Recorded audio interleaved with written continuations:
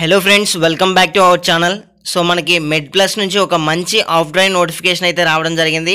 So ఎటువంటి experience లేకుండా మనమైతే సాఫ్ట్వేర్ జాబ్లోకి అయితే వెళ్ళొచ్చు. సో గైస్, ఇంపార్టెంట్ విషయం ఏంటంటే, సో ఎగ్జామ్ మోడల్ పేపర్కి సంబంధించి క్వశ్చన్స్ అయితే చూపించడం జరుగుతుంది ఈ వీడియోలో. సో ఏ సెక్షన్ నుంచి ఎటువంటి క్వశ్చన్స్ వస్తాయని మీకే క్లియర్గా అర్థమవుతుంది. సో వీడియోని ఎక్కడ స్కిప్ చేయకుండా ఎండ్ వరకు అయితే చూడండి. ఫ్రెండ్స్, మొదటిగా ఎలిజిబిలిటీ క్రైటీరియా చూసుకుంటే కనుక ఎనీ గ్రాడ్యుయేట్ లేదా పోస్ట్ గ్రాడ్యుయేట్ అయితే ఈ జాబ్స్కి అప్లై చేసుకోవచ్చు. Good analytical and coding skills ఉంటే కనుక, ఇయర్ ఆఫ్ గ్రాడ్యుయేషన్ అంటే పాస్డ్ అవుట్ చూసుకుంటే కనుక 2019, 2020 అండ్ 2021 పాస్డ్ అవుట్స్కి మాత్రమే ఎలిజిబిలిటీ ఉంది. సో రిమైనింగ్ క్యాండిడేట్స్కి అయితే ఎలిజిబిలిటీ లేదు. ఇక ఎటువంటి స్కిల్స్ రిక్వైర్డ్ అని చూసుకుంటే కనుక, data structures, algorithms, databases, operating systems, ఏదో ఒక లాంగ్వేజ్ సి కానీ జావాలో కానీ మీకు మంచి గ్రిప్ అయితే ఉండాలి. అంతేకాకుండా హెచ్టిఎంఎల్, జావాస్క్రిప్ట్, సిఎస్ఎస్కి సంబంధించి కొంచెం నాలెడ్జ్ అయితే ఉండాలి. ఇక దీనికి సంబంధించిన అప్లికేషన్ ప్రాసెస్ చూసుకుంటే కనుక అక్టోబర్ 5th అయితే అప్లై చేసుకున్న క్యాండిడేట్స్ని అయితే షార్ట్ లిస్ట్ చేయడం జరుగుతుంది. సో ఎవరైతే షార్ట్ లిస్ట్లో అయ్యారో వారికి మాత్రమే మెయిల్స్ అయితే ఇండివిజువల్గా రావడం జరుగుతుంది ఎగ్జామ్కి సంబంధించి. సో ఎగ్జామ్కి అటెంప్ట్ చేసే ముందు మీకు ఒక కన్ఫర్మేషన్ మెయిల్ అయితే రావడం జరుగుతుంది. సో మీరు నిజంగా ఇంట్రెస్టెడ్ అయితే అక్కడ మెయిల్ అయితే కన్ఫర్మ్ చేయాల్సి ఉంటుంది. తర్వాత మీ యొక్క ఎగ్జామ్ డేట్ అయితే వాళ్ళు మెన్షన్ చేస్తారు.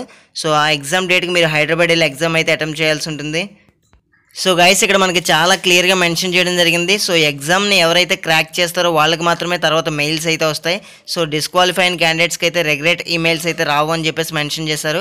ఇక ఎవల్యూషన్ ప్రాసెస్ చూసుకుంటే కనుక రౌండ్ 1 వచ్చేసి మనకి రిటర్న్ టెస్ట్ అయితే కండక్ట్ చేస్తారు. రిటర్న్ టెస్ట్ ప్యాటర్న్ చూసుకుంటే కనుక మనకి 2 సెక్షన్స్ అయితే ఉంటాయి.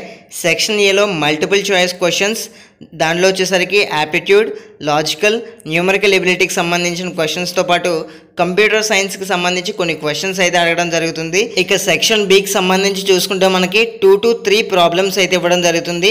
సో దానికి మీరు ప్రోగ్రామింగ్ కోడ్ అయితే రాయాల్సి ఉంటుంది. Friends, exam cut off marks చూసుకుంటే కనుక 2 సెక్షన్ల నుంచి కూడా క్వాలిఫై అయితే డెఫినెట్లీ అవ్వాలి. సో క్వాలిఫై అయిన క్యాండిడేట్స్కి మాత్రమే తర్వాత హెచ్ఆర్ రౌండ్ అయితే కండక్ట్ చేస్తారు. తర్వాత సెలెక్ట్ అయిన క్యాండిడేట్స్ అందరికీ కూడా హైదరాబాద్లోనే జాబ్ లొకేషన్ అయితే ప్రొవైడ్ చేయడం జరుగుతుంది. ఇక ఏమాత్రం లేట్ చేయకుండా మోడల్ పేపర్లో క్వశ్చన్స్ ఏ విధంగా ఉంటాయనేది ఇప్పుడు మనం చూద్దాం.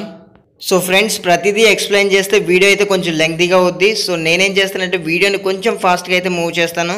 ఇక మీరు చేయాల్సిన వర్క్ ఏంటంటే, సో ఏ సెక్షన్ నుంచి ఏ క్వశ్చన్స్ వస్తాయని ఒకసారి చూసుకోండి. సో కోడింగ్ నుంచి ఎన్ని, ప్రాబబిలిటీ నుంచి ఎన్ని, అండ్ ప్రాఫిట్ లాస్ నుంచి, సో ఈ విధంగా మీరైతే క్వశ్చన్స్ అయితే నోట్ చేసుకోండి.